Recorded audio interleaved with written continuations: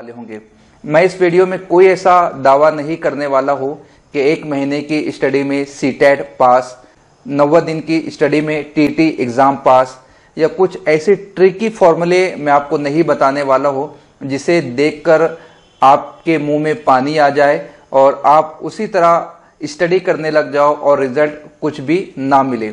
इसलिए कि YouTube पर ऐसे ही वीडियो को ज्यादा लाइक्स मिलते हैं जिस पे टैग लाइन ज्यादा बेनिफिशियल होती है या जिस पर टैग लाइन ज्यादा अट्रैक्टिव होती है। मैं पहले ही आपसे गुजारिश किए देता हूं कि इस वीडियो को वो हजरात देखे जो अपनी स्टडी को लेकर सिंसियर है और सब्र का मादा उनमें मौजूद है। इसलिए कि हम कुछ ऐसे सवालों के जवाबात बताने की कोशिश करेंगे जिसे सुनने के बाद हो सकता है किसी का जज्बा भड़क उठे, वो ऑल फॉल कमेंट्स करने लग जाए, या बहुत सारे ऐसे सिंसियर स्टूडेंट्स यकीनन होंगे जो एग्जाम्स को लेके सिंसियर होंगे और इस सूरत हाल से आगाह भी होंगे और इससे निकलने के लिए कोशिश भी करने वाले। हम बात करेंगे एक्चुअल मुद्दे पर जो स्टूडेंट्स फेस करते हैं। कई दिनों से सीटेट या अदर स्टेट में या हर स्टेट में जो टीटी एग्जाम्स होते हैं उसके हवाले से कमेंट्स आ रही है कि उर्दू मीडियम वाले किस तरह से इन एग्जाम को क्वालिफाई करें।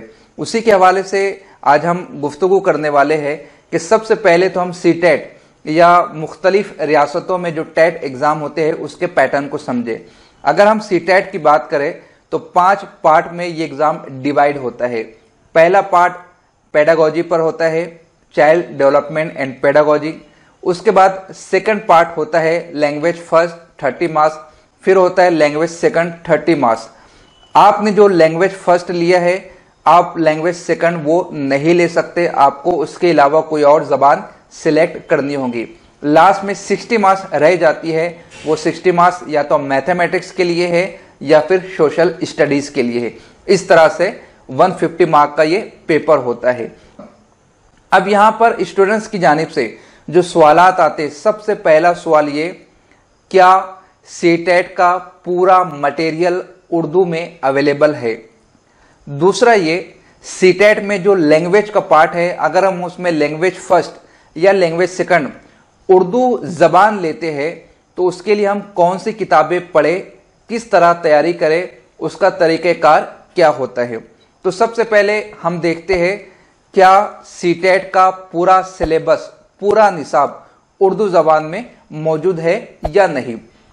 इसके हवाले से मेरा जवाब होगा कि सीटेट का पूरा मटेरियल उर्दू जबान में मौजूद नहीं है। आपको बराह रास्त इंग्लिश किताबों से, हिंदी किताबों से ही इस्तेफादा करना होगा। मैं आपसे यही गुजारिश करूंगा कि आप उर्दू किताबों से इस्तेफादा करने की बजाय बराह रास्त रेफरेंस बुक्स पढ़े, बराह रास्त इंग्लिश किताबें पढ़ने की कोशिश करें। उसकी वजह आपको बताना चाहूंगा कि जो एग्जाम्स होते हैं चाहे वो टेट हो या सीटेट हो, वो 2 जबानों में होते हैं, इंग्लिश में और हिंदी में। अगर आप उर्दू से स्टडी करके जा रहे हो और आपसे एग्जाम लिया जा रहा है इंग्लिश और हिंदी में, तो आप इस पोजीशन में नहीं रहोगे स्टडी होने के बावजूद कि उन सवालों के जवाबात दे सको। जो टेक्निकल टर्म्स है, जो टर्मिनोलॉजीज है, वहां पर आप नाकाम हो जाओगे, वहां पर आप फेल हो जाओगे।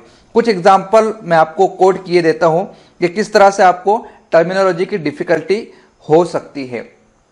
आप हिस्ट्री में पढ़कर जाओगे शाही रोजनामचे, लेकिन आपसे क्वेश्चन किया जाएगा क्रॉनिकल्स। इंग्लिश में शाही रोजनामचे को क्रॉनिकल्स कहा जाता है। आप पढ़ रहे हो शहरी तहजीब की यादगारें, लेकिन वहां पर पूछा जाएगा मोनूमेंट्स। आप पढ़ रहे हो अशोक के कुतबात, लेकिन आपसे क्वेश्चन पूछा जाएगा मैन्युस्क्रिप्ट ऑफ अशोकाज। यानी आपने स्टडी तो की है, जैसे सफरनामे, वहां पर इंग्लिश में क्वेश्चन में ये टर्म सफरनामा ये यूज नहीं होगा, बल्कि वहां पर यूज होगा अकाउंट्स ऑफ फॉरेनर। आपने सफरनामे तो पढ़े हैं, सफरनामे की स्टडी की है, किन किन लोगों ने सफरनामे तहरीर किए है, तारीख में उनसे किस तरह से फायदा हासिल किया गया, पूरा कंसेप्ट आपका क्लियर है। लेकिन एग्जाम में जो क्वेश्चन आएगा वो अकाउंट्स ऑफ फॉरेनर इस टर्मिनोलॉजी के साथ आएगा, लेकिन आप वहां पर जवाब देने की पोजीशन में नहीं रहोगे। फॉर एग्जाम्पल आपसे क्वेश्चन कर लिया गया, वो कौन सा राजा है जिसने सती और पॉलीगेमी की मुखालफत की? जवाब है राजा राम मोहन राय। सती आप जानते हो ये एक टर्म है, लेकिन पॉलीगेमी उसे उर्दू में कसरते अज़दवाज कहा जाता है, कसरते बीवियां कहा जाता है। तो आपने कसरते अज़दवाज का फलसफा तो पढ़ा है, लेकिन आपसे क्वेश्चन पूछा जा रहा है पॉलीगेमी का। तो आपको इल्म तो है, लेकिन टर्मिनोलॉजी की समझ ना होने की वजह से, उबूर ना होने की वजह से, महारत ना होने की वजह से आप जवाब देने की पोजीशन में नहीं रहोगे। दूसरी बात कि बहुत सारे राइटर्स ने सीटेट का जो सिलेबस है उसे तर्जुमा करके उर्दू जबान में पब्लिश किया है, लेकिन मैं आपको सलाह दूंगा कि अगर आप इन एग्जाम को पास करना चाहते हैं तो उन उर्दू किताबों को हरगिज ना पढ़ें, इसलिए कि जो उसके तख्लीककार है, जो उसके मुसन्निफ है, जो उसके मौलिफ है, जो उसके राइटर है, उन्होंने तर्जुमा निगारी से काम नहीं लिया है, बल्कि वो गूगल ट्रांसलेटर के माहिर है। वो इबारतों को उठाते हैं, गूगल ट्रांसलेटर पर पेस्ट करते हैं और लैंग्वेज को डिकोड कर लेते हैं, उसी तरह कॉपी पेस्ट करके उनकी किताब बन जाती है। वो फलसफा नहीं समझा पाते, वो कंसेप्ट नहीं क्लियर कर पाते हैं, टर्मिनोलॉजीज को नहीं बता पाते हैं, टेक्निकल टर्म्स को वाज़ेह नहीं कर पाते हैं। नतीजतन आप पूरी किताब पढ़ लोगे और एग्जाम हॉल में एक सवाल का जवाब देने की भी पोजीशन में नहीं रहोगे। मेरे खुद के पास कुछ किताबें ऐसी है, क्योंकि हम जिस शहर में रहते हैं वहां उर्दू का गहवारा उस शहर को कहा जाता है, और बहुत सारे पब्लिशर ने इसकी कोशिश की है। जाड़ी जाड़ी मोटी मोटी जखीम किताबें उन्होंने पब्लिश की है, लेकिन यकीन जानिए उन किताबों से 2-4 सवाल भी नहीं आते हैं।